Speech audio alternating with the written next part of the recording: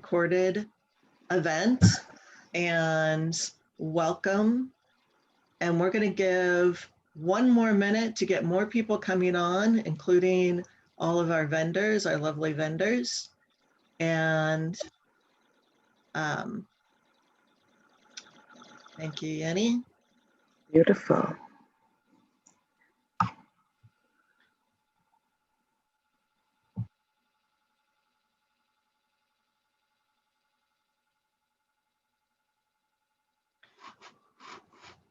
I am Taylor, by the way. Hello, everybody. I am the Program and Development Manager at LGBTQ Allyship, and we're just giving a couple of minutes to let people know, to bring them in. So we have a really, really amazing group of people going to be speaking, and I want to make sure everybody has enough time because this is going to be a jam-packed, informational, wonderful moment. So, but I do want to make a quick announcement as we're arriving. If you are interested in working with LGBTQ allyship in fighting for economic or justice rights, economic and housing justice rights, please, and this is for the queer and trans communities during the pandemic and beyond, let me know. You can email me, Taylor at allyship.org. And yeah, just make sure that you send us a message. We do have a variety of different ways that you can participate. It is 1:02, so we are going to get started, and Debbie will be our first person to speak.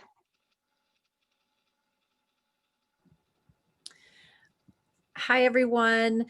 My name is Debbie Carlson. I am the Executive Director of LGBTQ Allyship, and I want to welcome everyone. We're really excited that we're here and that we have the opportunity and privilege to be able to put on our first South Seattle Housing Fair.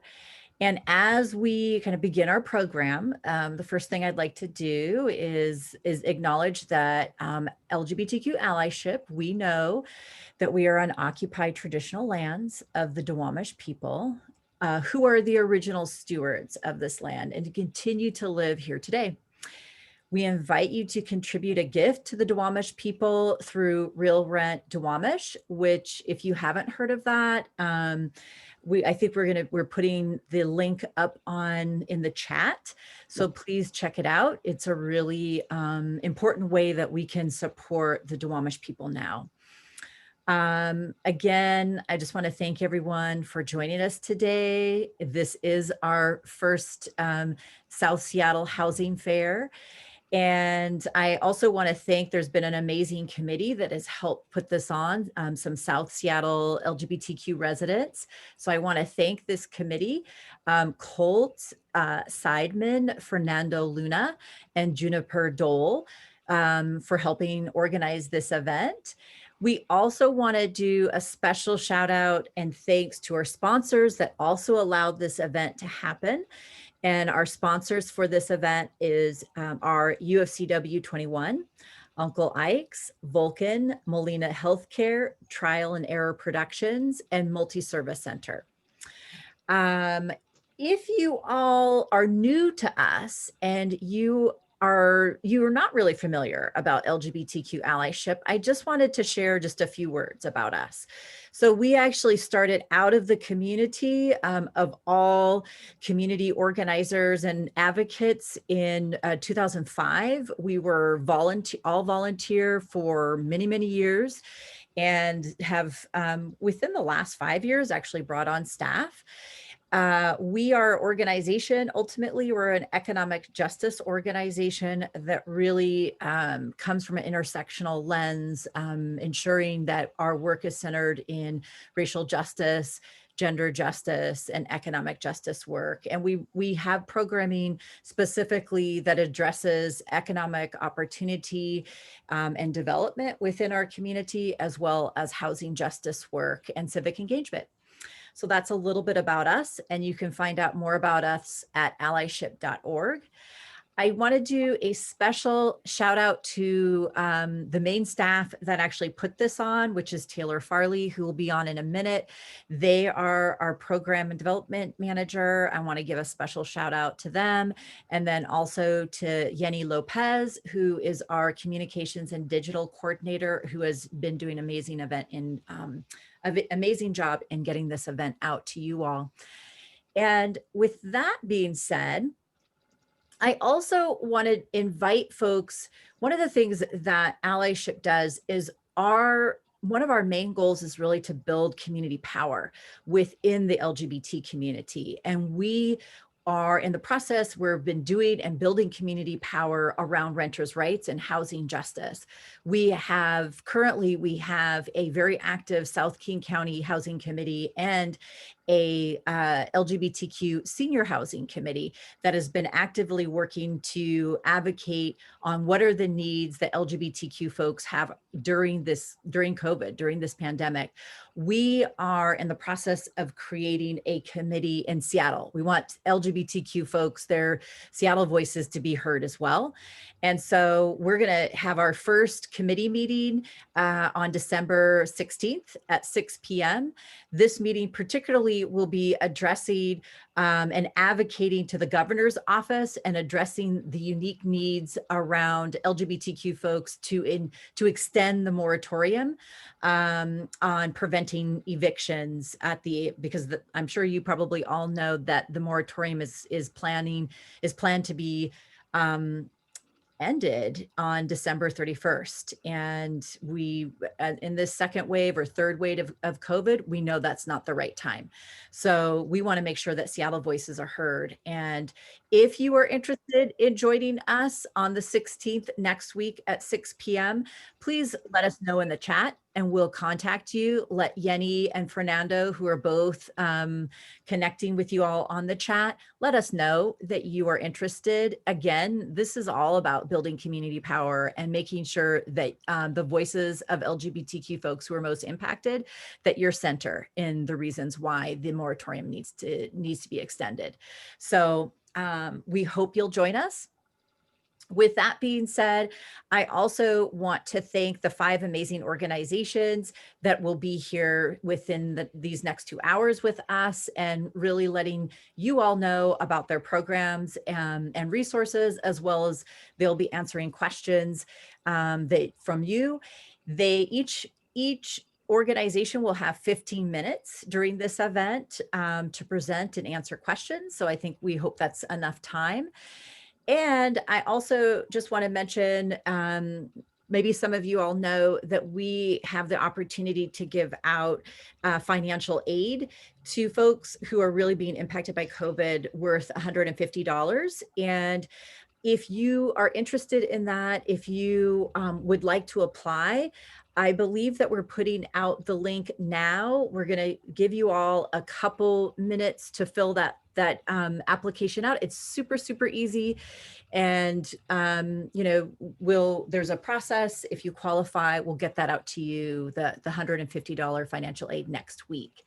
And just as a reminder, we're excited that Allyship, I don't know if y'all know, but Allyship actually does renters' rights trainings with our community, making sure that people have the information, resources, and know their rights to be able to navigate through what's happening right now with COVID. And so we're going to actually provide a couple bits of information around your rights, and we'll have some time for questions and answers there. And then we'll have even a bigger time for questions and answers at the end of, closer to the end of the event. So without further ado, I want to hand this over to Taylor. And Taylor, please take it away. Thank you, Debbie. So I just want to give a moment for a pause. We did put the link to the financial aid application in the chat box. Please go ahead and pull from that, fill it out. We're going to give a 1 minute silence so that you can think about it, type it, and then we will move into our first piece.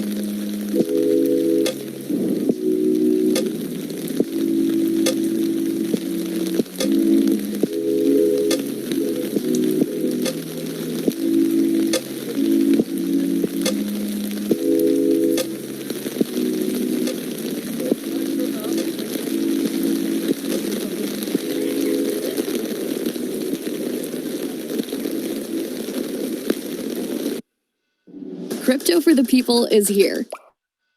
All right, our minute is up and we are going to move into our renters' rights.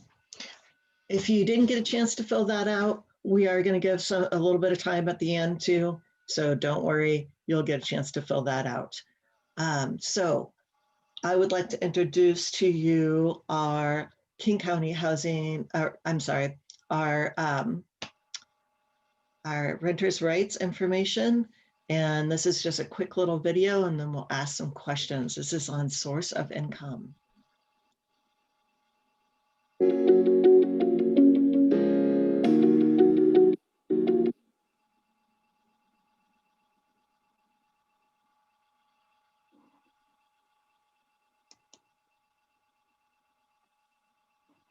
And technical difficulties. We'll put that up in 2 seconds.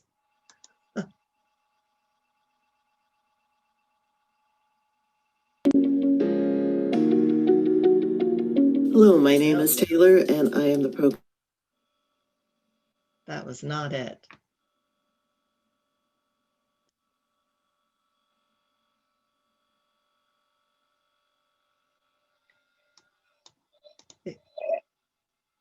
So the source of income discrimination is what we're going to go for. And I can just start it unless this is going to be it, Yenny.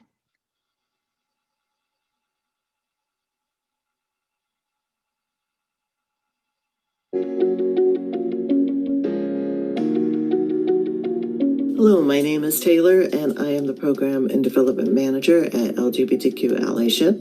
And I am here to share with you about an important statewide tenant law that is called the Source of Income Discrimination. This law took into effect on September 30th of 2018. It is a law that LGBTQ Allyship helped pass. This law has 4 different areas to think about. It makes it illegal for landlords to discriminate based on your income. So what does that mean? If you have a subsidized income through veterans payment or Social Security, they cannot discriminate against you. Number 2, the landlord cannot charge more to renters with a subsidized income. Number 3, the landlord cannot inform you that the unit is unavailable based on your source of income and make it available to other renters. And number 4, landlord cannot advertise the rental space to a certain kind of income.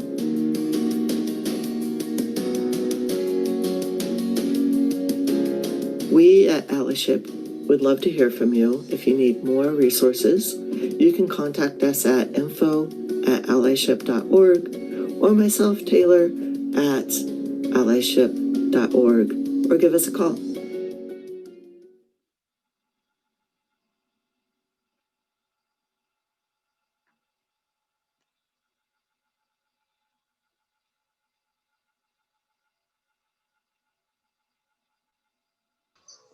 You're on mute.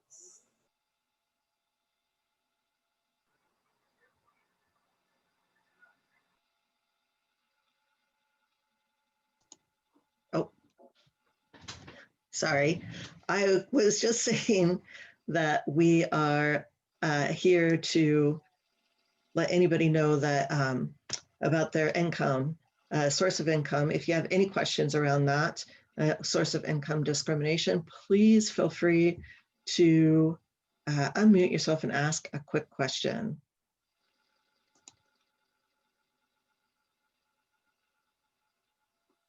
If anybody has, or you can put it in the chat.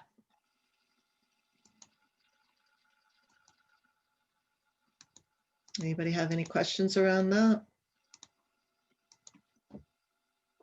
Great. We are running a little bit past our time already. So if nobody has questions, I'm sure you'll have questions. I do, 1 sec. Okay. Feel free to unmute yourself if you'd like.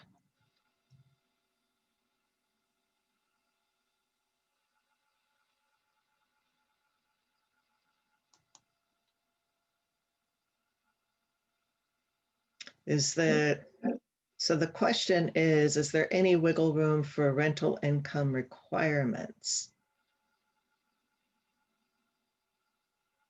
I'm not sure if I understand that question. Can you clarify? And does that mean that it's not required to provide income documentation to prospective landlords? So a lot of time, landlords will ask for to check your credit, and they're allowed to check your credit history to make sure, and that's will show possibly where you're getting your source of income. And they still can't discriminate. And if you let them know where you're, because they're going to be asking if you have a job or how are you paying for it, you can inform them there. But it still doesn't mean that they have the opportunity to discriminate based on where you're receiving it from. An example is if I am going to pay the deposit, but my family member is giving me that deposit, they don't have to know that the family member is giving that deposit, and they can't discriminate based on me giving that deposit from a family member loaning that to me. That's our deal. Or if you are getting income from SSI, they cannot discriminate based on that. So I'm seeing that Dulcie is one of the amazing people that are going to get to speak today.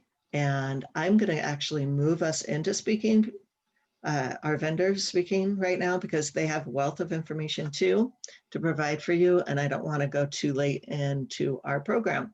So I'm going to go, and we'll be answering these questions throughout as best as we can. And if we don't answer your question today, I will be following up with you. So thank you for putting it in the chat, because that's a way for me to connect with you.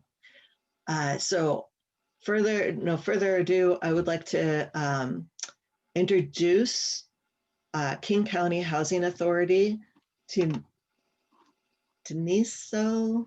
I'm probably saying your name wrong. If you could unmute yourself. It's Denise. The O is just there because of the last name Owens. Oh, okay. I'm sorry. That's how our Denise. email is written. So that's fine. Hello, everybody. So my name is Denise Owens, and I'm representing King County Housing Authority. I am a senior housing specialist for supportive housing. So I am going to talk a little bit about non-subsidized housing and some subsidized housing.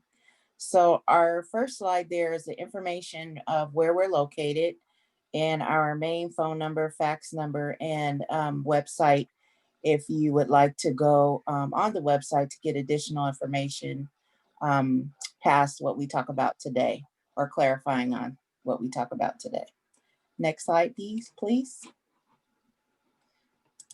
So as I stated, we are going to talk about some non-subsidized housing options, which is the private market landlords, and subsidized housing, which will go into some disability service providers and nonprofit affordable housing providers. Next slide, please. Some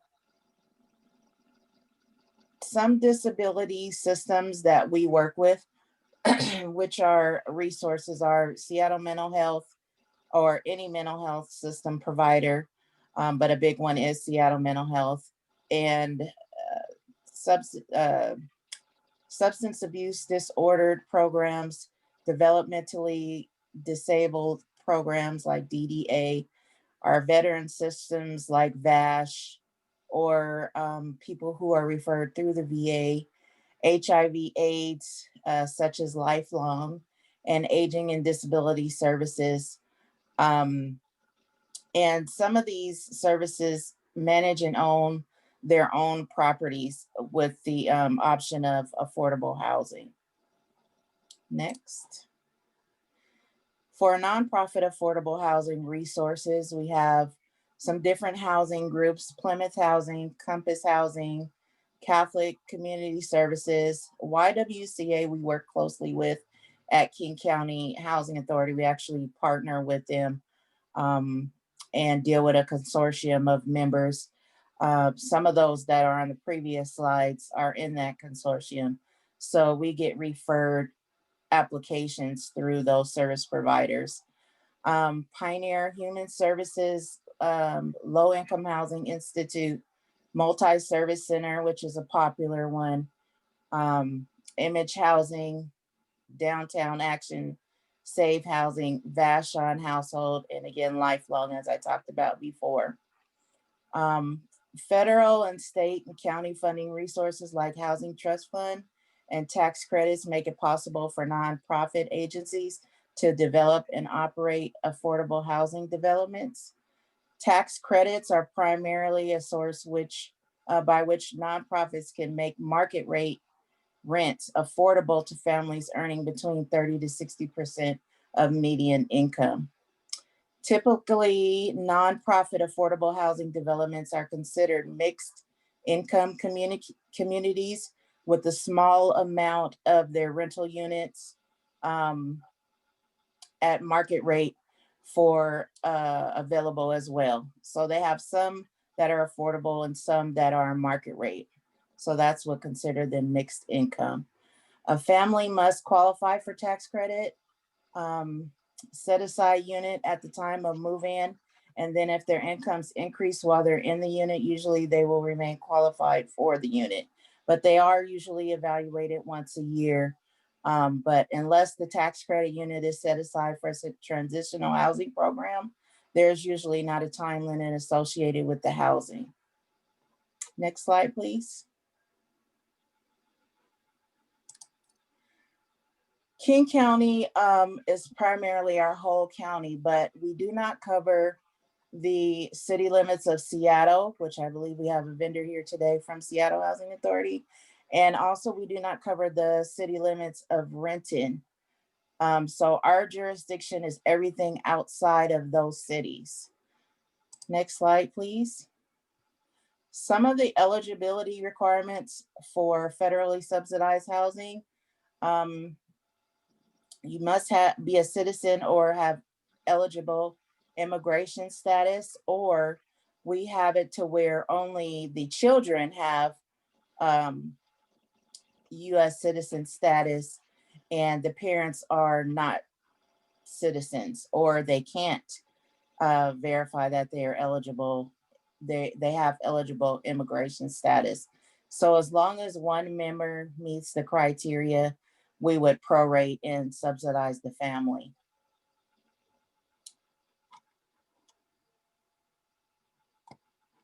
Next slide, please. And there are some additional eligibility requirements that I didn't cover, but they're there for you to refer back to. For public housing, we do offer, King County does offer public housing.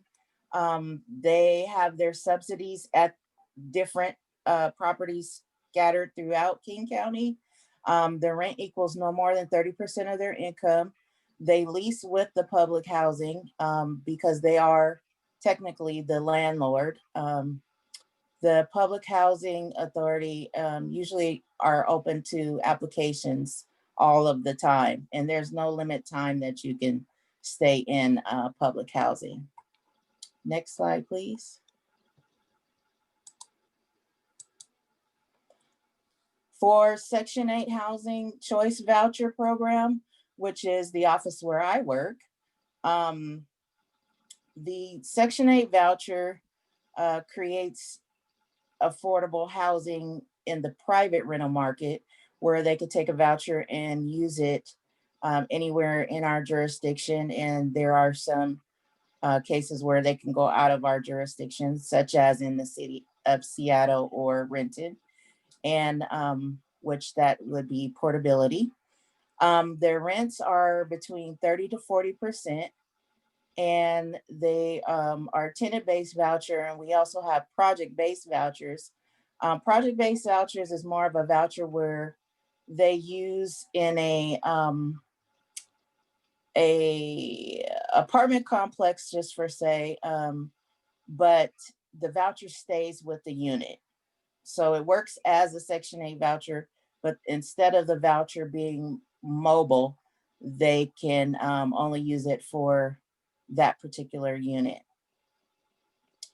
The lease is held with the landlord, not with the Public Housing Authority as before with public housing. And the KCHA waitlist is currently not open. They usually open about every maybe 3 to 4 years, and I believe we were just open about a year ago. But our vouchers do not have a time limit once they are issued, unless you become self-sufficient to where you are paying all of your rent. Most people are eligible for to apply for Section 8. Families with children, seniors 62 or older, people with disabilities. Single people can apply. It just depends on your situation and the qualifications, which will be reviewed at the time you come up on the list. Next. For Section 8, you also, besides those eligibility standards that we just talked about, they also must meet a local preference, which is being either extremely low income, living in substandard housing, being rent burdened, or being involuntarily displaced. Next slide. And again, here's some information on public housing and the Section 8. And I'm going to keep moving. Next slide. Some screening criteria for adult members. Public housing is a little bit different than Section 8. Public housing operates mostly as the landlord. So just like Taylor or Debbie talked about with the question someone had asked, is they do check the rental history, credit check, background check, national sex offender check, and money owed to any association. I do not believe they check income until the point you are moving in to see if you're income qualified, meaning not over the median income, and to establish your rent portion. Section 8, we do a criminal background, national sex offender check, and money owed to other associations. And we do collect the same income data to make sure you're not over the median income, which there I believe is 80%, and determine your rent. To the next. Another resource that we have is gosection8.com. It's a great website to look for low rent and affordable housing. It offers rentals for people with or without vouchers, and it actually states, usually the landlord will say if they're taking vouchers or if they're not taking vouchers. But since this is for Section 8, most of the rentals are for people with vouchers. To the right-hand lower corner, it also lists the housing authorities in Washington State, and underneath the housing authority, it states whether or not they are open, their wait list is open. Next slide. And here are some more resources from HUD.gov and resources.hud.gov to find affordable housing and do affordable rent search. And I'm going to end there. Lots of information. Thank you so much. Does anybody have questions? And can I actually ask, is section8.com like the word 8 or the number? The number. Okay. Anybody have any questions? And you can feel free to share this PowerPoint since it has so much information as a resource guide to the other vendors here too. Great, thank you. I know I kind of breezed through that and there's a lot more information. This is Anne. I have a quick question. Just maybe I missed the information. Can a family with U.S. citizen children with parents who are undocumented be able to get your program or be eligible for your program? Yes, I talked about that. It's as long as one member is a U.S. citizen or can show eligible immigration status. So the parents, yes, they can be undocumented. Thank you. And I just want to put out there, I'm going to put in this link, and it's actually gosection8.com. That is correct. And I thought it just said section8.com. Sorry, I must heard. But I did put it in the link for everybody. And Juniper, you said that you have a question. Was that?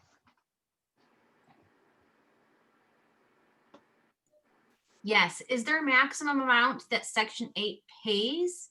Like if I were to apply for, assuming I got in, if I were to apply on Section 8 and get in, is there a cap amount that I'm allowed to look for rent? Or will I pay the same fixed rate of 30 to 40% of my income, regardless of what the rent is? So there's two parts. So when we decide a person qualifies for our program, and we give them what's called an estimate sheet that shows what they can look for rent, and it's capped at their 40% of their income. When they select the unit, the amount they pay depends on where they're at between that 30 and 40%.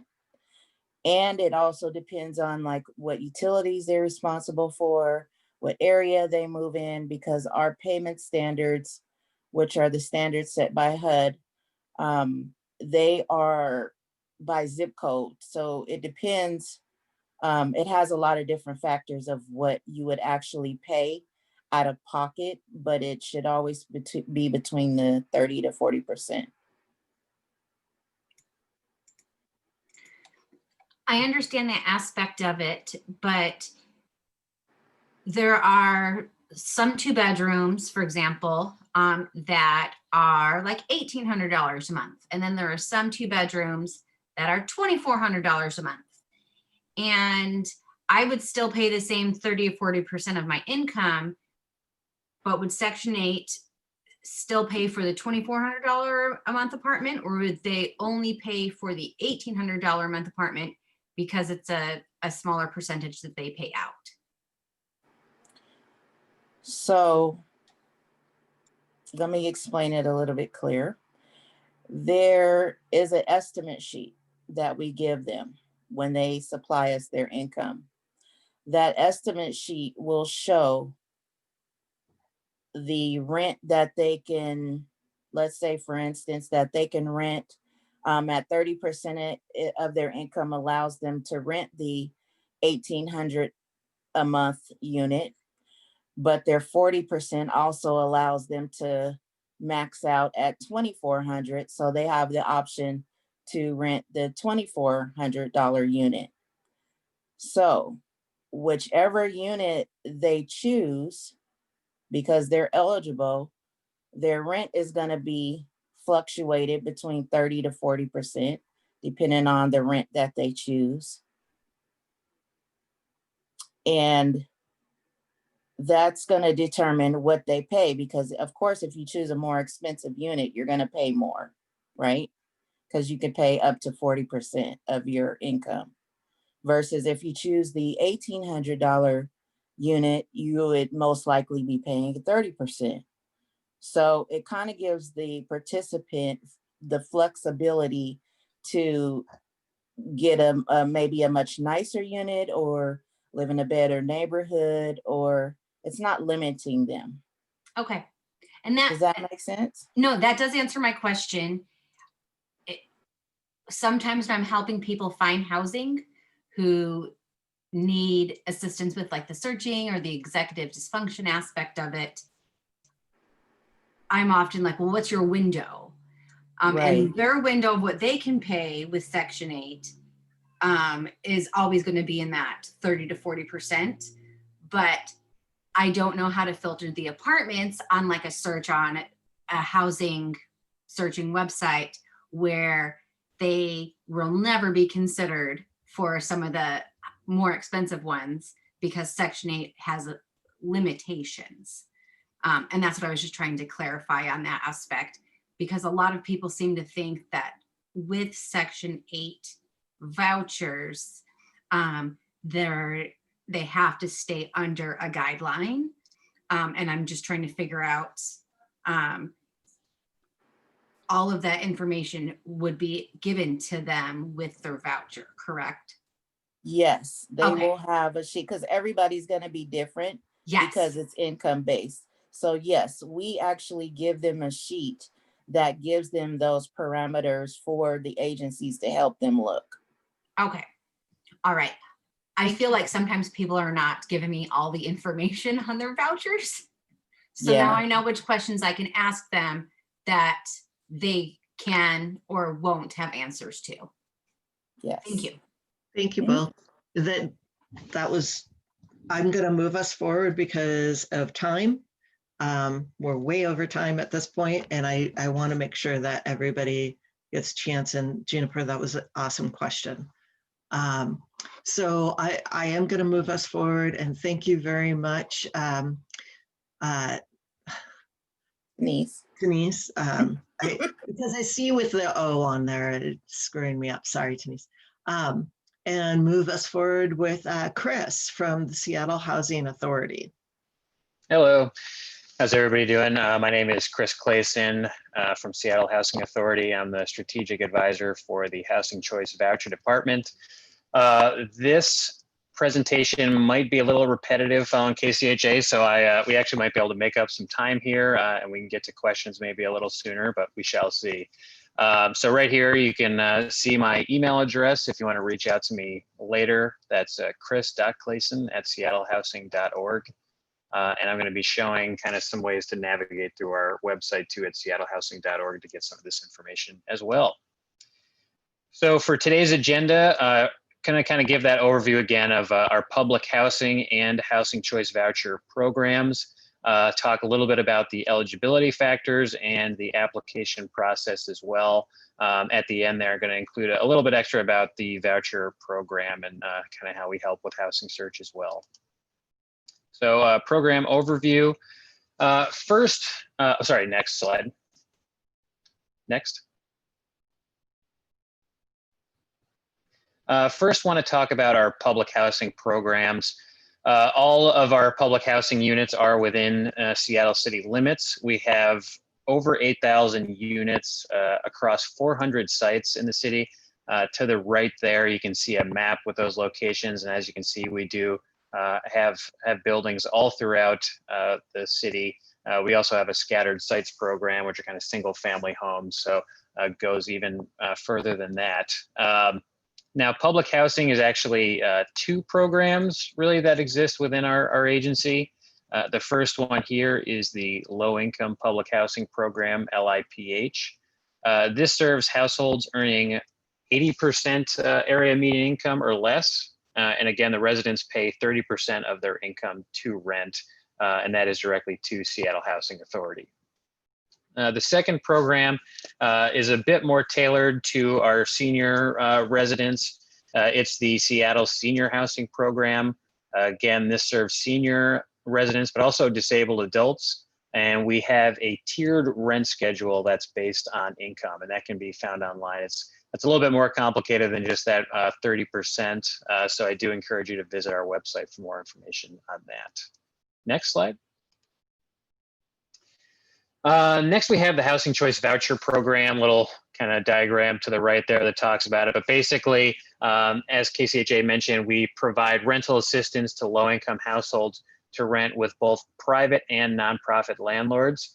And we have over 11,000 leased vouchers currently. And we do this through 3 different programs. We have the tenant-based vouchers, project-based vouchers, and special purpose vouchers, which are a bit of a mix of the former 2. And I'm going to get into each of these. Next.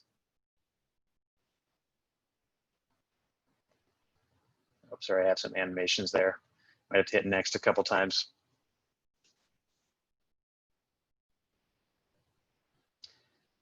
First, I want to talk about the tenant-based voucher program. So with this one, we again are giving rental assistance to rent with any eligible landlord in Seattle. That voucher is issued to an individual household, and they get to keep that voucher throughout their stay in the program. And if they lease up with that initial unit, they can move with that voucher, take it to any other unit within Seattle, and they might even port out of Seattle, move out of the area with that. Similar to KCHA, our tenant-based waitlist is currently closed. We last opened up in 2017. We had a really successful kind of leasing success that came out of that, which has kind of kept us from opening up that waitlist again. When it is opened, folks are free to apply over a certain amount of days, and then we place households on the wait list via a lottery system. Units that can be rented, they must be approved by SHA once a voucher holder is founded. And there's really kind of 3 criteria here. We have to look at the rent and determine that it is both reasonable and affordable to the voucher household. For reasonable, we kind of look at comparable units in the neighborhood that unit's located in to make sure it kind of is within that general range that we're seeing across the broader Seattle community. And then finally the unit has to meet housing quality standards. So we do have inspectors within our HCV department that will go out to these units to make sure that they're safe and sanitary for the household. And on the right here, I do want to mention, oh, sorry, can you just stay on that slide for 1 second? To the right, there is a table with our voucher payment standards. This is not the maximum rent that a household could afford. Again, that's actually going to be on a similar estimated sheet that the voucher household will receive. But this is the maximum that SHA will pay for rent to a unit. And here, I do want to also mention that we have a couple differences here. We have a market rate voucher payment standard, which is purely for private landlords throughout Seattle. And it is a bit higher than the affordable voucher payment standard, which is targeted towards landlords who are nonprofits or managed tax credit units largely. So this is a good guide when you're searching for units with a client, or if you're searching for units for yourself about kind of where the rents you might be able to afford are. Next slide. Now we have the 2 others, the project-based vouchers. This is rental assistance that is attached again to units themselves, and they are typically operated by nonprofit housers. This means that the voucher household within that unit will, once they leave the unit, they will not be able to maintain that rental assistance. It will go to the next household that is selected for occupancy. Households pay 30% of their income to rent, and eligibility requirements and application procedures will differ by provider. We work with a number of different housers, and we kind of target assistance to specific folks throughout the community that way. Going to be a little more information later on where you can find specifically who those providers are. Special purpose vouchers, there's kind of 3 main ones I'd like to chat about here. VASH is the Veterans Assistance Veteran Affairs Supportive Housing Program. This provides rental assistance to homeless veterans with access to VA case management services. We have the FUP program, that's Family Unification Program. This targets assistance to families in imminent danger of losing children to foster care or who are unable to regain custody due to housing instability. Additionally, foster care youth aged 18 to 24 who are homeless or at risk of homelessness can receive a voucher through this program. And finally, the mainstream program. This targets vouchers to adults 18 to 61 who have a disability and also who are homeless or at risk of homelessness or in a segregated or transitional setting. Next slide. Next. So I'm going to get into eligibility factors here. Next slide, please. Income is obviously the biggest one here. For the low-income public housing program, you need to have an income that's at that 80% AMI or less. For the housing choice voucher program, it's actually, you have to be at that 50% AMI range or less. Different for SSHP, if you're a one-person household, it's a minimum of $9,000. Two-person is $9,750 annual income, and there's a maximum of 80% AMI. Now, having said that, that's kind of the larger eligible income range. We do have preferences similar to KCHA. We target assistance actually in both the low-income public housing and HCV programs to households that are earning 30% of area median income or less, or who are homeless. So these are really the two priority populations we serve through those programs. If you are making an income in the range of 30% to 50% AMI and you apply for housing choice voucher assistance, you will be deferred until we're able to issue vouchers to households, all the households earning 30% AMI or less. And finally, preferences for the Seattle Senior Housing Program. You must be 62 years or older or an adult with a disability, and applicants must live in Seattle. Next slide. Won't go too much into here. Same citizenship guidelines that were mentioned by KCHA. Full-time students, there are certain restrictions if you're a full-time student for some LIPH units. You can find that information online as well. We have the same mandatory denials for sex offender on the lifetime registry requirement, and also conviction of methamphetamine production on federally assisted property. Separately for HCV, if you have debts to another PHA or Seattle Housing Authority or previous termination from an HCV program, you will be ineligible for assistance through Seattle Housing Authority. Next slide. Next slide. Okay, so the application process for public housing. We do have an applicant choice component here. You may select two property wait lists to apply to. And additionally, if you're over 62, you can select two more from the Seattle Senior Housing Program. And this is actually a pre-application. You can obviously print this from our website at seattlehousing.org/housing/application. And you can mail that to our main office at 190 Queen Anne Avenue North, zip code 98109. You can also just complete it online as well. Once you get that pre-application in, you do have to check in monthly to keep your applications live. It's called Save My Spot.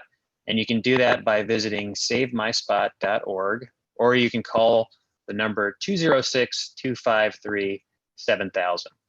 Additionally, if you'd like more information about this application process, you can call our admissions center at 206-239-1737. Next slide. And this is just a still to show you really how to navigate to those to that pre-application. Go to the housing menu at the top of the site. From there, hover over SHA Housing, and then you can click on that application instructions header there. Next slide. This is the website you'll see. And you can see there the first circle, click that to just complete your application online. or you can go below to download that paper application also. Next slide. For the paper version, you can get the application form. We also have an application guide that goes into greater detail about eligibility for those programs and the SHA properties themselves. And then finally there you see that we do have a sheet with kind of estimated wait times for SHA properties. And that might be able to help you guide where you want to put that pre-application in exactly, which of our many properties. Next slide. HCV application process, as I said, the tenant-based program is currently closed at the moment. Would encourage you to follow our website for more information on that and when it might open. And of course, we will be advertising throughout the community when it does open again. Project-based programs, households again apply directly to the nonprofit if they're interested in that housing. Our breakfast, lunch, and dinner. Go ahead and keep talking. Okay, sorry. If you do want to find out where those providers are, please visit that website located right there. You can go into the housing tab and then into collaborative housing and then partner housing providers to find out more. For the VASH program, interested veterans should contact the local VA office. The number is right there. It's 206-762-1010. And for the family unification program, actually mainstream as well, if you're interested in that, you can contact our special programs coordinator at 206-239-1626. And then finally here, Seattle Housing Authority, our voucher program employs a team of housing counselors that are really there to assist voucher households or case managers they might have in their housing search, or even if they have leased a unit and there's some kind of tenancy issue at hand, we can provide support there as well, and we're happy to do so. You can email us anytime at hcvhousingcounselors@seattlehousing.org, and the main line for that team is 206-239-1739. And you can even email or call if you're not on our wait list and you're looking for some support or information about our programs as well. Next slide there, again, is just kind of how to get to our general page on Seattle Housing Authority. Just go to that housing tab, hover over housing choice vouchers, click on that. And again, below that, the collaborative housing is how to find out information about our project-based program. Next slide. All right, that is the end of my presentation. I know I kind of ran through that. Happy to open it up for questions, and I will say please share this, feel free to share this PowerPoint as well. Would really love people to have that information.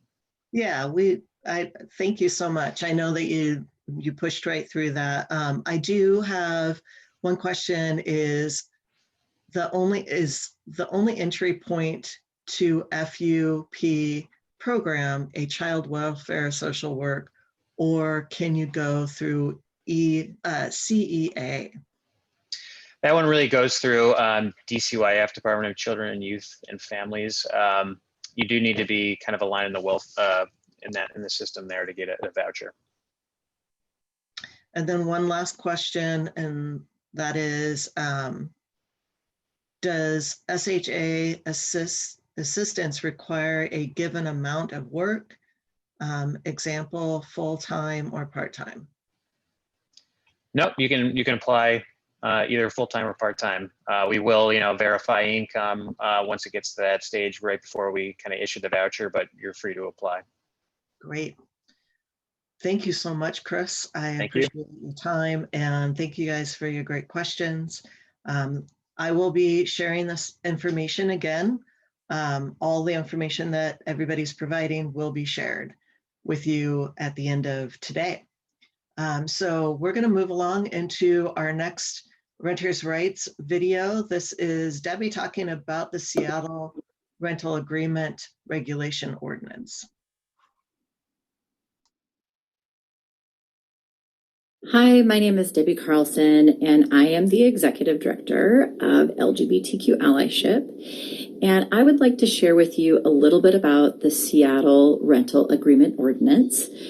It's an ordinance that has just recently been updated on November 19th, 2020, and it's an ordinance that Allyship has helped to build and advocate around. I actually want to share with you 5 things about the ordinance. So number 1, if you are a renter, a month-to-month renter, the landlord cannot penalize you if you leave your unit, even if you've only been there for a month. 2, if you need help with paying for move-in fees, you can negotiate with your landlord to pay in installments up to 6 months. Move-in fees include your deposit, last month's rent, pet fees, etc. 3, your pet deposit cannot be more than 25% of your month's rent. 4, if your landlord does decide to increase your rent, they must provide a 60-day written notice to you. And 5, all landlords must provide you your renter's rights, your tenant rights every year. And there's a pamphlet that City of Seattle creates that's called Information for Tenants that represents your rights.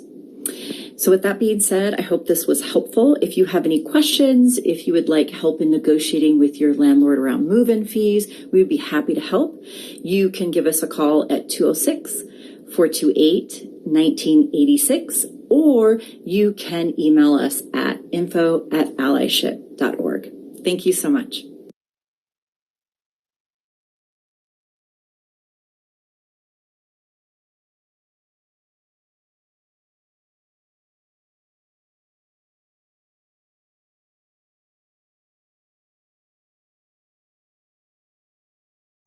Thank you. I once again was muted. I saw a statement in the chat box, and it says the housing cost increase requires 60 days now and is no longer dependent on the percentage of the increase. That's within Seattle, correct? Great. Speaking of, we're going right to you, Dulcie. So feel free to welcome you. Thanks, Taylor. Hi, everybody. My name is Dulcie O'Sullivan, and I work for the City of Seattle in the Department of Construction Inspections, and I lead the Renting in Seattle program. Before I got into outreach and education around renter protections and landlord-tenant regulations, I worked in the enforcement section. So for 10 years, I was the one receiving calls from tenants looking for help because of housing standard issues or disagreements with their landlords. And now I'm in this outreach role, and we're particularly interested in getting vital information about tenant rights and fair housing laws, especially to underserved and marginalized communities. So Seattle has a comprehensive range of tenant protections and fair housing laws. And what's more important, even, well, that's not more important, but what's really helpful is that we also have professionals who are there to enforce those protections. A lot of the surrounding cities in King County have started to adopt similar renter protections that Seattle has had for quite some time. But they generally don't have the resources to have staff whose full-time job it is to inspect housing or to enforce housing protections. But Seattle does. And just to emphasize that everything that I talk about today only applies to the city of Seattle, unless I say otherwise, but our enforcement area is strictly within the city of Seattle. So when I thought about our time together today and what I would discuss, I decided not to try and cram all of the information onto 5 slides because I just feel like we're overwhelmed with information on a daily basis. And so I think the most important thing to take away from this conversation today is that there is a resource, that we do want to hear from the community, We have, you can go to the next slide. We have a helpline that operates during business hours, Monday through Friday. It's 206-684-5700. And we use language lines, so language is not a barrier to access services. We also never ask about immigration status. That's not something that we care about or look to in enforcing our renter protections. We also have a really cool website, seattle.gov/renting in Seattle, which we designed specifically to be less bureaucratic and legalese and to make it more accessible in plain language for folks. And it basically covers the rental experience from everything from searching for housing and what to look for in terms of safety, all the way to moving out and getting your deposit back. So it covers the whole rental experience, and you can either use it as a reference where you look through the rental experience and see where you're at, or you can just hop around on the site. There's also information for landlords on there, because our thinking is that the better educated landlords are on their obligations, the better landlords they'll be in terms of being stewards of decent housing. Our department is made up of a bunch of housing inspectors, and they're the ones that will go out if you contact the city of Seattle because there's a housing standard issue. So if your landlord isn't making repairs, or can we go back to the previous window? Sorry, the second slide, so the inspectors will go out usually within 5 to 10 business days for things that are not urgent. But if you have no heat, no water, or you know something that's hazardous to life and safety, like sewage or extreme mold, something like that, we will come out usually same day and take immediate action. So in order for me to give folks a comprehensive overview of renters' rights, that's usually a 3-hour training because there's so much to know.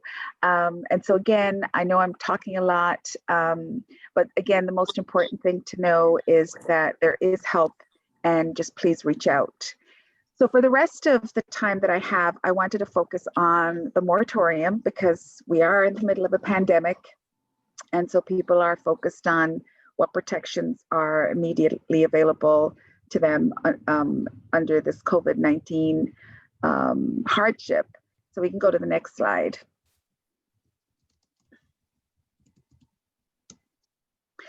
So there are city and state eviction moratoria that currently apply through December 31st. The latest intelligence is that the moratoria will be extended through March. That's what we're hearing from different sources at the state and city. So that's what we expect to happen. The major protections of the moratoria include, in the city of Seattle, no evictions are allowed unless there's a serious threat to health and safety. The state put in place additional exemptions, which include significant property damage, or the owner needs to occupy or intends to sell the unit. Based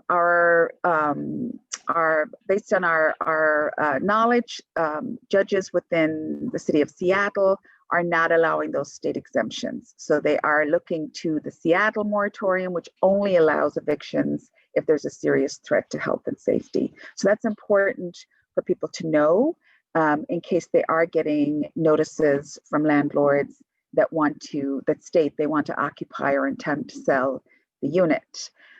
Other major protections under the moratoria is that rent cannot be increased for the duration of the moratoria. Late fees are banned. You can't be penalized for not being able to pay your rent with late fees. Next slide. And Seattle also was anticipating what's going to happen after the moratoria ends. I think when this all began, nobody could have anticipated that, you know, we would be this far down the line and we would still be looking at our situation with COVID. But the city did pass an ordinance anticipating what protections would be needed once the moratoria and the civil emergency ends. And so these are, this is a summary of some of those protections. So landlords cannot deny a tenant housing nor take adverse action for a COVID-19 related eviction history effective March 3rd, 2020, and up until 6 months after the civil emergency ends. So if you were somehow evicted during the moratorium, that cannot be used as a reason to deny you housing in the city of Seattle. All rental applications forms must state this information. And I should say that in Seattle, there is a lot of requirements for paper documents. When your landlord gives you any kind of notice, it's supposed to have specific information on it. If it doesn't have that information, it may be invalid. So I would say that if you get any kind of notice, it's in your best interest to call the helpline and have them review it with you, just to make sure that it's a valid notice, that it's a proper notice, and that that you know what you're going to do in response to that particular notice. Tenants can also ask a court to have their COVID-19 related eviction history excluded from future tenant screening reports. Non-payment of rent due to COVID-19 is a legal defense for 6 months after the Seattle eviction moratorium ends. And that's really important because the moratoria bans evictions. This is giving tenants some additional defense to eviction rights for that period after the moratorium ends. And so if the eviction is for non-payment of rent due to COVID-19 circumstances, that is a defense to eviction. And that's a really important piece of these sets of protections. You must certify your financial hardship to use that non-payment as a defense to eviction. It's not really clarified what certifying means. A plain interpretation would be with the court, but obviously if you're subject to eviction proceedings, you will be consulting with legal counsel, whether that's through Housing Justice Project or tenant legal services. The attorney would be helping you with that piece. Can we go to the next slide? Also, your landlord must accept a payment plan for overdue rent. So again, this is in the COVID recovery period, which will be the 6-month period after the civil emergency or moratorium ends, which we do not expect to happen anytime soon. But if you're 1 to 2 months overdue, then your landlord has to accept 3 to 5 consecutive monthly installments. For 2 months overdue, it's 6 consecutive monthly installments. And then you and your landlord can also come up with an alternative schedule that you mutually agree upon. Just make sure that you get that in writing. All 14-day pay or vacate notices must include specific language advising tenants that non-payment of rent is a defense to eviction and that tenants are entitled to a payment plan for overdue rent. So, for example, if the notices in the recovery period did not include that information and you contacted us, we would require the landlord to rescind that notice because it was not proper or valid because it was missing this required information. And that could buy additional time or just give you some breathing space around getting yourself some legal representation. Late fees or interest are not allowed for 12 months after the civil emergency ends, and landlords cannot retaliate against you for asserting your rights under any of these laws. So I think that was my last slide. I also wanted to say that Debbie did mention when she was discussing the rental agreement regulation ordinance that the city does prepare a summary of tenant rights. It has been called Information for Tenants for many years. People find the document useful, but as a subject matter expert, I know that it's very deficient and doesn't provide a lot of the information, especially on more recent legislation. And there's been a lot of it in the last 5 years, but especially in the last 2 years, City Council has been very progressive about passing more and more housing protections. But we are replacing information for tenants. And I just think this is a nice note to finish up on, with a renter's handbook, which we hope will be far more useful and practical and accessible for folks. And we will be translating it into the primary 12 languages spoken in the city of Seattle as well. So that should be published in the new year, and it will be hard for folks who are used to using the handbook, usually folks that work in nonprofits or in the housing arena. But this is such an improvement on what we have had. And I strongly urge you all to visit the website and get informed, because knowledge is power. And if for any reason you think that you could use some information or help about your rental housing situation, just reach out to the helpline. There's nothing bad can happen from doing that. So, does anybody have any questions? Let me see. So does anybody have questions? Didn't see. What do you do if your landlord denies you a payment plan? You call us. You call us, and we would have enforcement authority. So we would say to the landlord, your tenant is reporting that you're in violation of this ordinance, and we could enforce, meaning we could write a notice of violation. So yeah, just reach out. Reach out if your landlord is not doing what they're supposed to do.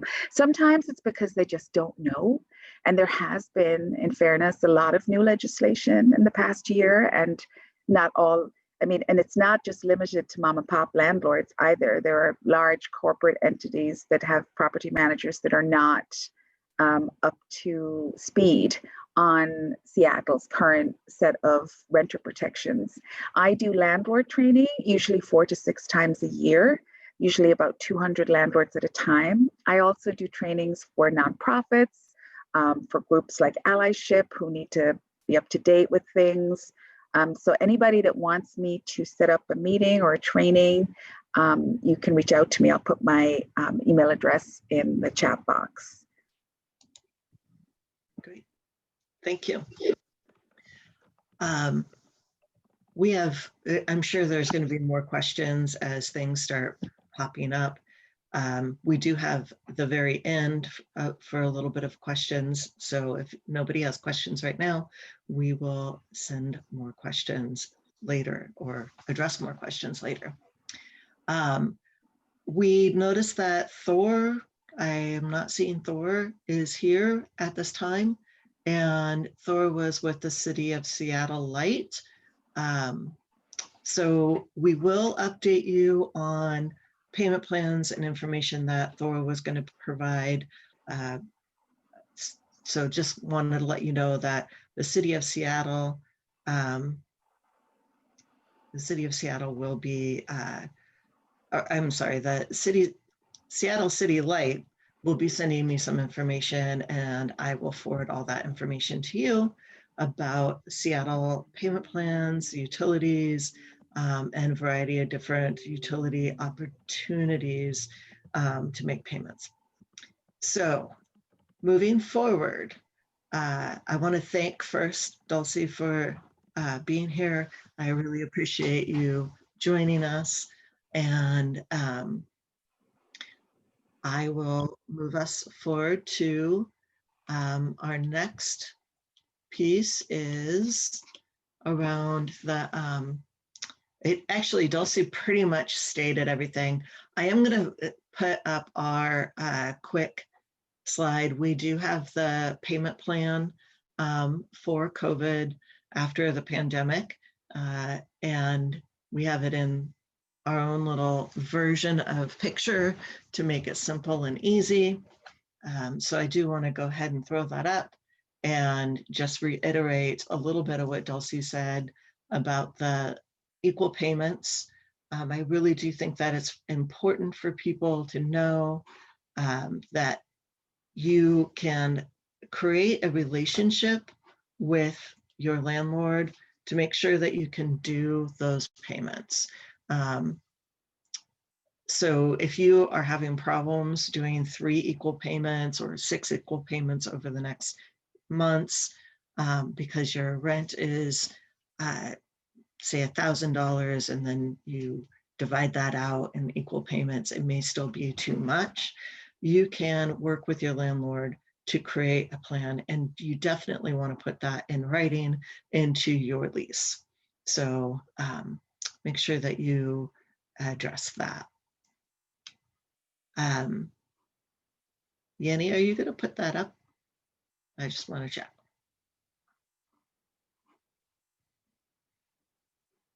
So we want to make sure that people also understand that you will not be charged. There we are. You will not be charged any late fees or interest fees until up to 12 months after the civil emergency ends. I know Dulcie said that too. And I just wanted to make sure that people understand, when I was learning this, I had to think about that.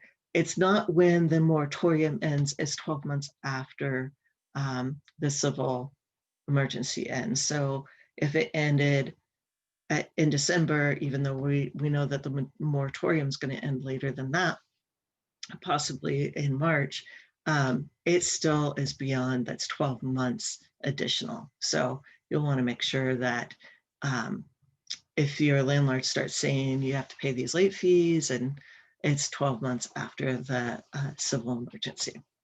So, all right, I will move us to, because otherwise I'm just reiterating what Dulcie just said, and we don't need to do that, because this gives us an opportunity to listen to a couple more vendors and then ask some questions at the end and make sure that you all have filled out your financial application, financial assistance application. So I'm going to move us forward to Ona. Oh, Ona from DHSH Mobile Connection. Refer to me. So I go by Ann. So I'm Ann Ong with DSHS, so Department of Social and Health Services. Thanks for having me today. Nice to see you all today. So hopefully mine will be a quick one. I just want to give you a few quick overview of what Washington Connection is. I am the community access consultant, and I oversee the community partnership program under Washington Connection within the DSHS department.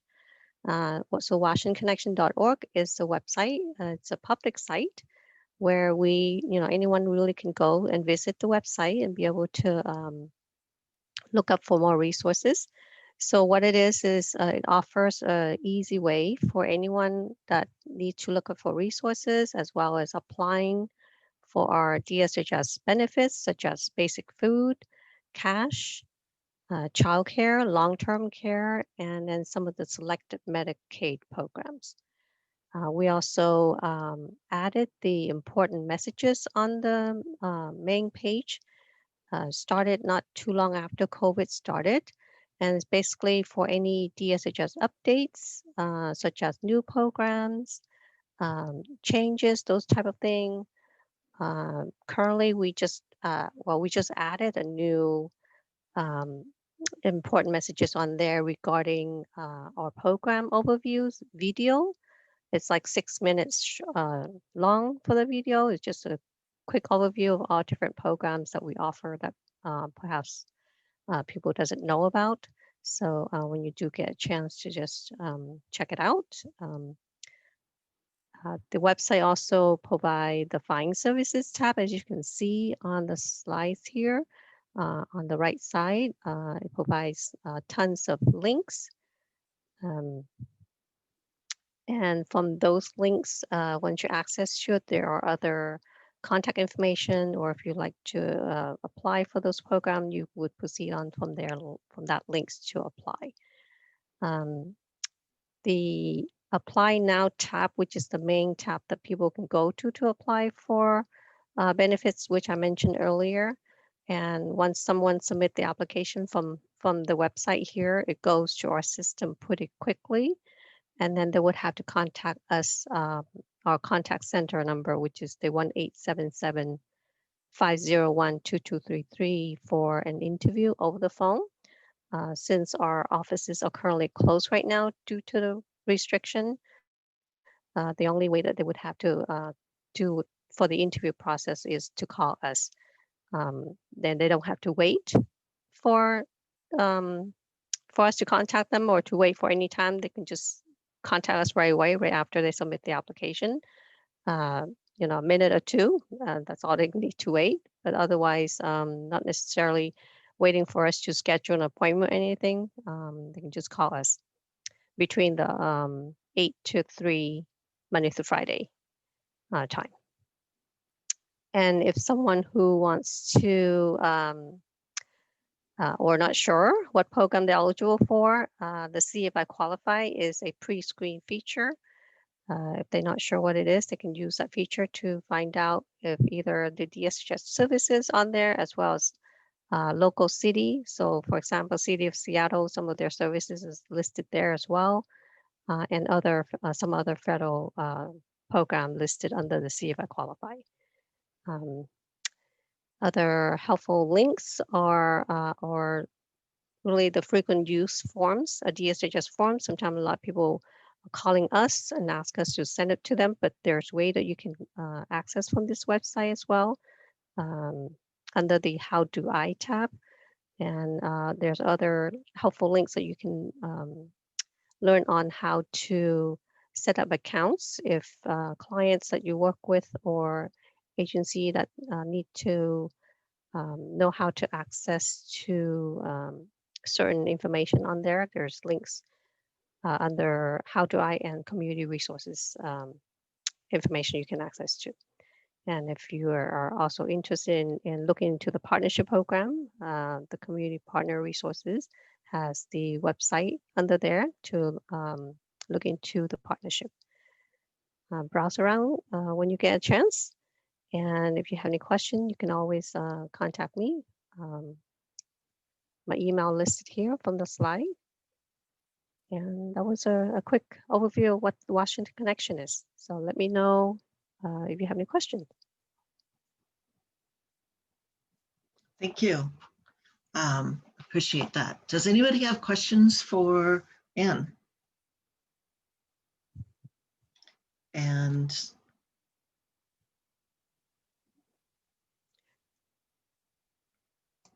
well, I also want to also mention under the Find Services tab, there are housing resources listed there as well. So links such as looking for, if someone who's homeless and looking for who to contact for the coordinated entry information, there's links from there as well on housing and other resources.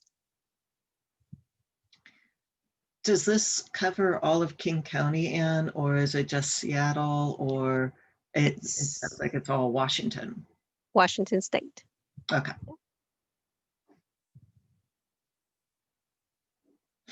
Fantastic. Thank you for your time. Thank you. And if nobody has questions now, we do have time for questions at the end. And then we are also going to have a discussion. And because we have time. So without further ado, thank you, Ann, for providing that. And thank you for being here. Always great to have you join us. I would like to introduce I know I say your name wrong every single time. So No worries. It's okay. You're good. Don't worry. I'm not tripping. Office of Housing and Weatherization. Okay. Okay. Yep. I'm gonna turn on my. I don't usually go on the webcam so much, so a little awkward. But anyways, my name is Soka. I work at the Office of Housing, City of Seattle. Super excited to be here. Such a sunny day. I'm here to talk today about the weatherization in the home repair program. I'm actually gonna send some links. I copied and pasted from Word, so you got some spaces in there. But just so you can follow along, I don't have the presentation with PowerPoint. I just want to talk directly to you. But the links that I put forth in the chat box, the first link is basically the income guidelines for the programs I'll be talking about today. The second link is about the weatherization program. The third link is about the home repair program. I'll talk a little bit about foreclosure prevention, and the last link is just a community profile, which I'll talk about towards the end of the presentation. So again, my name is Soka Dan. I'm the community engagement specialist here at the Office of Housing. I want to talk today about really the direct displacement or anti-displacement programs that we have. So I'll first talk about the weatherization program. So the weatherization program, this program is for renters and also for homeowners. And basically, what is weatherization? Weatherization is really a building science to keep your home safe, comfortable, and healthy. And we actually provide this direct service over at the Office of Housing. So like a good example is, for instance, winter is here. I don't know if it's the officially date of winter, but it's really cold outside. If you feel like you're using your utilities too much, you notice that every winter, for instance, a lot of cold air is coming through the door. You're basically being overburdened with your utility bills. A good and reasonable thing to do would to probably get your home examined, and perhaps it would need to be weatherized. And that's what the Office of Housing does. We actually have staff at the Office of Housing that go out there. They'll meet up at your house and they'll do this weatherization work. Do a full, it's actually a full, I think 6-hour day. They'll come in with the city van and they'll really test out the building science of your home. They're gonna go into your basement, check the furnace. They're gonna check the ceiling of your door and just really make sure it's a more comfortable environment for you. Again, the income guidelines, if you click on the first link, we do use, we had the word, I think, AMI thrown out a couple of times during this presentation. I don't know, sometimes basically that is pretty much a standard kind of calculation that we use to figure out if folks can be enrolled in our program. So you'll see that number. We use the 80% AMI. Some programs use lower than that, depending on what kind of housing it is that we actually some of the presenters went through today. I think another major point I'll make about the weatherization program is that we do this program from homeowners, but also it is open for renters. And it's a little bit more difficult, be quite frank about that, but we will work with multifamily housing units. And we've done work with, for instance, Seattle Housing Authority. We haven't done so much work with private landlords, but it is possible. For instance, if you're living in a privately marketed apartment, we are able to work with the landlord if they're willing to get enrolled in the weatherization program. There are some caveats with it, and I won't get into this discussion about the caveats today. But happy to talk more about it if that's your situation. Next is the home repair program. So the home repair program, we've been operating this program for at least 30 years. And what it is a 0% interest loan, completely 0% interest, and it's been 0% interest for the last, I think, 2 years. And it is basically a loan that will allow you to do critical home repairs. So when we talk about critical home repairs, we're talking about anything that has to do with your health and safety of the condition of the home. So we've had many community members use this program to, for instance, here in Seattle, in the Northwest, it rains a lot, to fix their roof. And, fixing a roof is actually a pretty expensive endeavor. It takes about, I think, anywhere from, minimum $10,000 plus. So oftentimes we have homeowners coming to us and asking for a loan from our office so they can do things like that. But really anything with the critical infrastructure, the example of the roof is really, it's I think more importantly, a health and safety issue because of mold and things like that may impact the residents of the home. So that is up to $40,000, 0% interest. And as far as, I think important detail, if you're in a position of homeowner, is to, think about how the payments work, of course. And really, how that works is you apply through our program, and we really do ask for comprehensive financial history. So for instance, we are asking for income tax information for the last 2 years. We're asking for Social Security income benefits if you receive that. Basically, any sort of income documentation that will help us figure out if what amount you are eligible for out of that $40,000. It's not a guarantee that you're going to get $40,000. It is, really in our best interest in the city of Seattle that we don't burden you with another loan or another bill that you're not able to pay. But with that said, I think my point is that we try to make the loans as manageable for as people as possible. There are examples, I think quite a lot of examples where we've worked with households to even get loan payments deferred until they'll sell the house. So there are options. And one thing I talk about homeowners, specifically, it is case by case. And I don't have pleasure in giving that explanation, but that really is the situation, especially when you're dealing with home loans. So it is case by case as far as the loan amount and also how much you are paying each month. I think kind of overarching about the weatherization and home repair program, one very, very important detail is that we work with, although we do have staff, I told you, we have staff that do the weatherization work. Some of that work is also contracted out. With the home repair program, almost all of the work is contracted out. And a lot of times homeowners have, and myself, I'm not even going to be a homeowner or anyone, it's a major project coordinating all that work.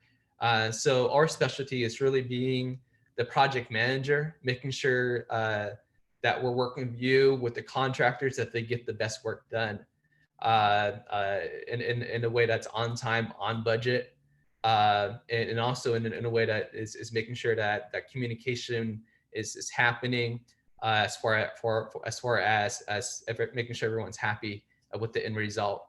We do have a list of contractors that you're able to, I guess, glean from our list. We can't recommend it. We're not in a position of recommending the contractors, but we do have a list of contractors that we have worked with in the past that you're able to also look through and select your contractor for more kind of contextual information. I think last, I'll talk about foreclosure prevention. We've been doing a lot of actually foreclosure prevention emphasis, especially because of COVID-19. We know everyone's struggling with rent, so thank you for the Allyship for having this meeting today. We know everyone's struggling, so we've been working with the Washington State Homeownership Resource Center. and trying to partner up and making sure information is out there about this center, the Washington State Homeownership Resource Center. There's a number that you can call directly. I actually, there's the link, foreclosure prevention. You click on that, there's I believe it's a 188 number that you can call. We Office of Housing, that's our partner that we work with. If you need foreclosure prevention questions about that, if you call that number directly, you will get assistance. And also, if you don't speak English, you're able to access that line as well. They do have interpreters available too. But definitely reach out to the Washington Homeownership Resource Center. You have any questions or concerns, they're a great resource. I think I said last time, but we'll jump into. I think I just want to share. I think a story about Laura Wong White Bear. If you guys are familiar with the Gang of Four in Seattle, civil rights activists, who really helped, in particular, communities of color. Laura Wong White Bear was the sister of Bernie White Bear, and she was one of our weatherization clients. And we were able to help her with weatherizing, and also actually she was a home repair client as well. So a great community story and profile there. We want to make sure that that our stories are out there. So if you're a partner organization and you're interested in doing a story with us, let us know. We can definitely do that. We've been really sharing this story of just everyday folks in Seattle with history, or not even with history, with the city of Seattle, getting help and receiving help from us. I think that is it, and all I have to talk about. Actually, one last thing. Rental assistance, and I'll be very brief about that, but because I don't want to.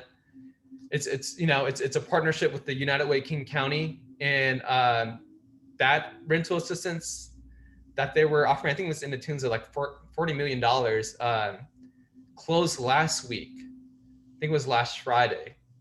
But the city of Seattle, we're gonna come up with a, I think in 2021, we'll have some money for rental assistance as well. It'd be open to city of Seattle residents. That is still formulating, and we'll have some more information about the availability of that fund. It won't be a lottery fund. If some of you guys are familiar with the United Ways, really, I think fantastic program that they're able to get out in the community as soon as possible. This City of Seattle program will be more of a community-based partnership, and it won't be a lottery process. That is it. I'll leave it for questions if you have any. Please take a look at the links, and I hope everyone's having a good day. Thank you. Thanks, Taylor. Thank you.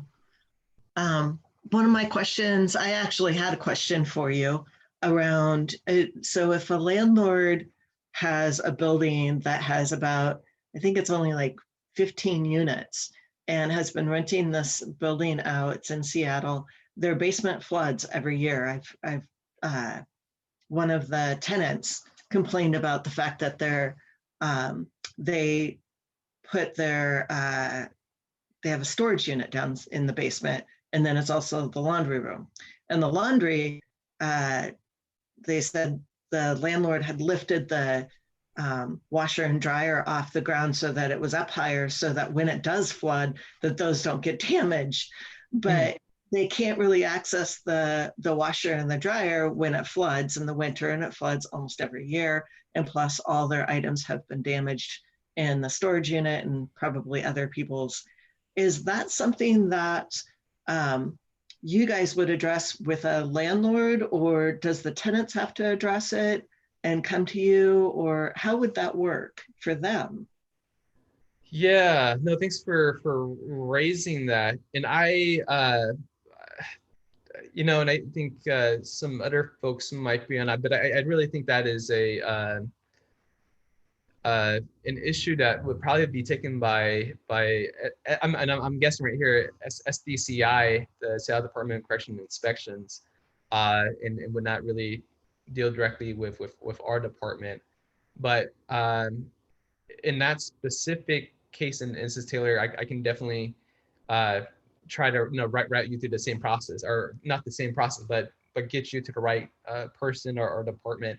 But specifically for I think in the repertoire to office housing, that is I don't think we typically try to I think mend those type of issue. So I apologize for not having that No, contact. I appreciate that. Yeah, and I know that the person that contacted me was on Section 8, and so okay. So I don't know how many people in that building are in Section 8, but this particular person was. Okay. Okay. Okay. I'd like to get some more information. Yeah. Kind of just about the circumstances. Fantastic. Thank you.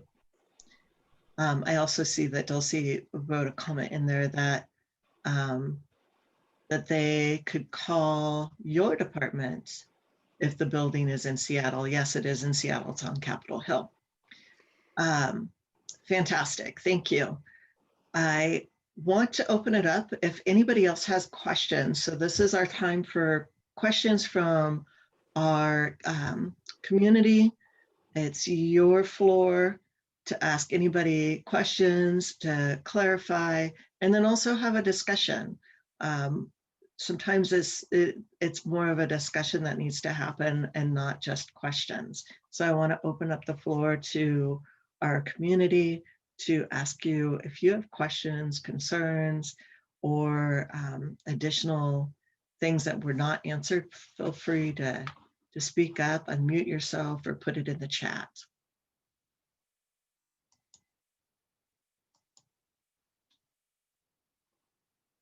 And if we don't have questions, that's okay too.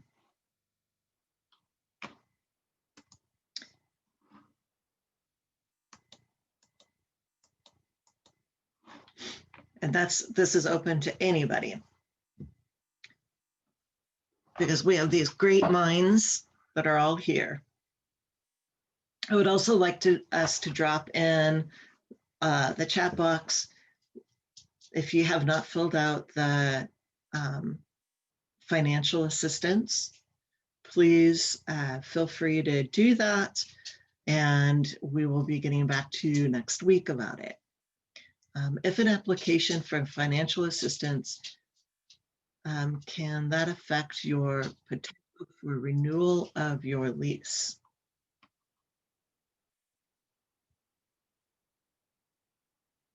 Somebody want to answer that? I mean, I'd be happy to try and answer. I'm just not sure what the question means. If Tracy could clarify what the question, what do you mean? I'd be happy to try and answer.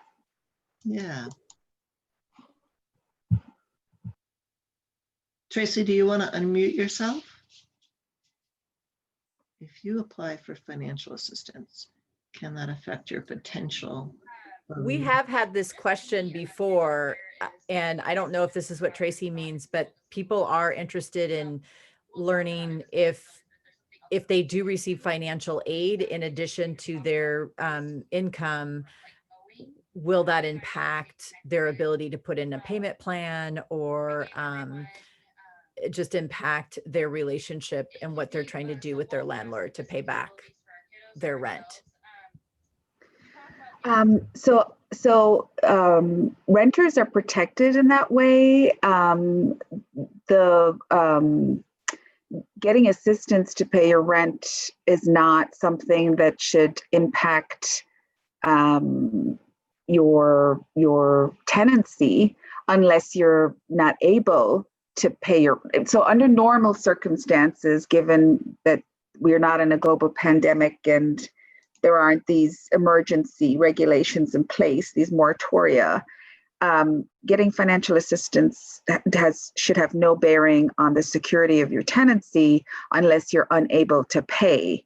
In fact, there is a rental pledge assistance ordinance that the Office for Civil Rights enforces, where there's a 5-day period after before the so if you got a 14-day pay or vacate notice because you owed rent, and again, this is under normal circumstances, not to do with COVID-19, and you couldn't pay your rent, as long as you notify the landlord prior to the 14 days expiring that you were getting assistance from whatever, it could be a church, could be a nonprofit agency, could be a family member, the landlord has to accept that, and you have that 5-day cushion period. So, and then there are additional statewide protections about being able to pay right up to the point when you're actually in eviction court. There's some protections there too. And then under the COVID-19 situation, there shouldn't again be any threat to your tenancy because you're getting financial assistance. And if the only, I mean, right now, nobody can be evicted except for in Seattle, except for if they're, presenting a clear and present hazard. But yeah, you should call the helpline if you're being told that you have to leave or that your lease can't be renewed. The only other thing that I could think of is that if you signed a terminating lease, that basically is self-terminating and you have never been month to month in that unit, then that lease could ultimately displace you. If you've been month to month at any point, even if it's just a lapse between leases, then you would have protection under Seattle's just cause eviction, which requires the landlord to have a just cause reason to terminate your tenancy. But sometimes landlords will come out with these nasty terminating leases, and they just basically terminate at the end and don't give a tenant the rights to remain. But again, even those kinds of leases would be non-enforceable right now with the moratoria in place.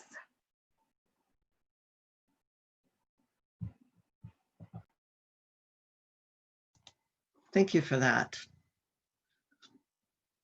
Anybody else have any questions? Follow-up questions? Yeah, I'll just add that, not add to the explanation Leslie provided, but for the weatherization and home repair program, if you need help with the application or anything like that, I'm here to do exactly that. So if you have community members or you yourself or looking at the application and it's quite it requires multiple documents, let us know and we'll try to do everything to help you. Currently right now it is remote work that we're doing, so everything I think for the most part can be submitted electronically to us well. So that's one of the things we're doing too. So thank you. And then lastly, I would like to put out there, if we're coming close to a close, we're about 10 minutes. I do want to put out there that we have asked if you want to join us in, I'm trying to highlight, if you want to join us because on the 16th of December, yes, this coming up Wednesday from 6 to 7. We do have a registration for that. You're welcome to join us for that. And that would be we are getting together to talk about writing to our governor about housing justice and queer trans communities during the pandemic and how we are affected during this pandemic, and making sure that the moratorium, even though we know that that might be extending till March, making sure that really does take place and making sure that people, if it's March or further that's needed, we want them to know that that's what's going on. So you can, I'm trying to get this link for you. You can, there it is. Yenny, you're awesome. Feel free to register for that if you'd like to be on the Renters' Rights Committee. And if nobody else has any more questions, I'm happy to turn it over to Debbie for our last announcements and thank yous. And we will go to Debbie.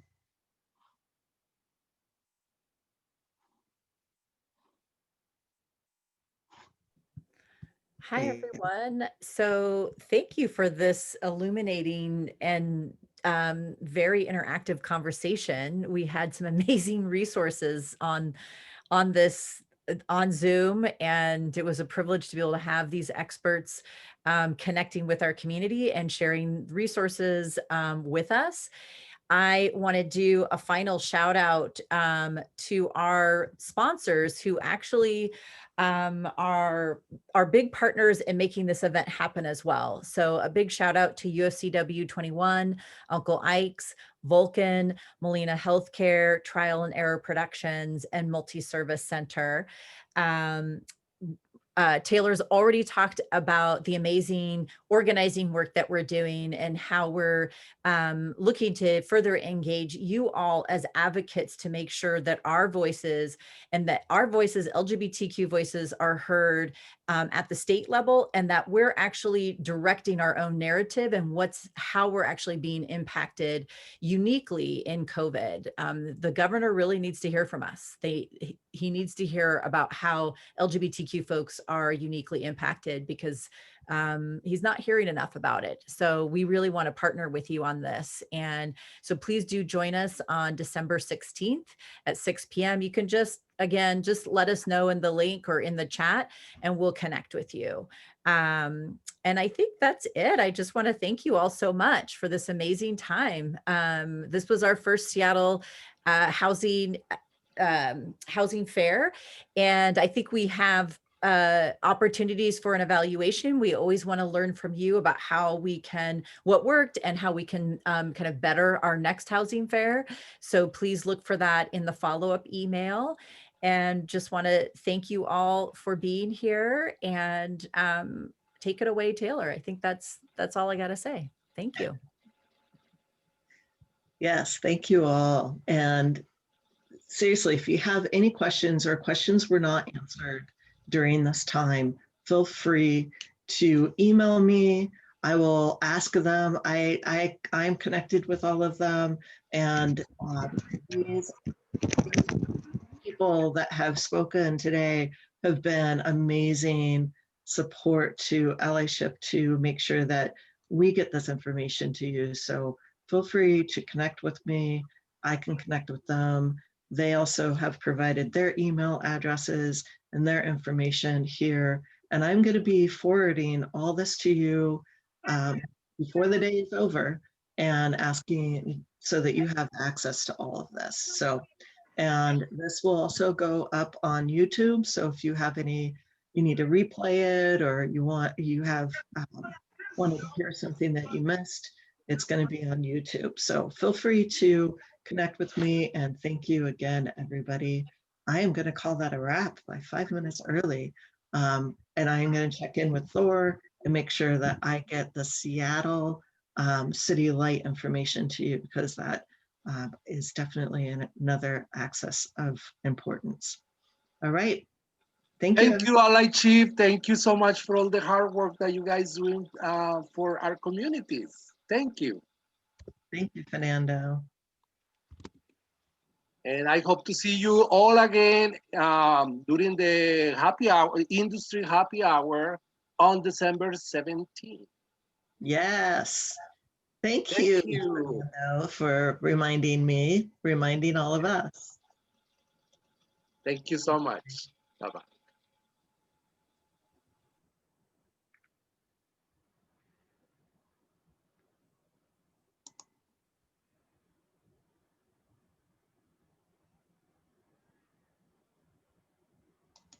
Will do, Juniper. I will send that out.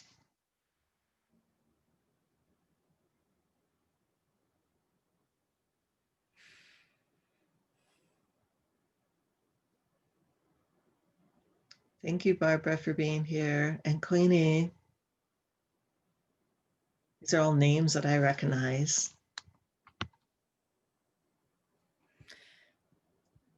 Thank you so much, Taylor. I'm gonna head out. Great work. Thank you. Thank you for being here. Appreciate it. Have a good weekend. Bye-bye. Bye-bye.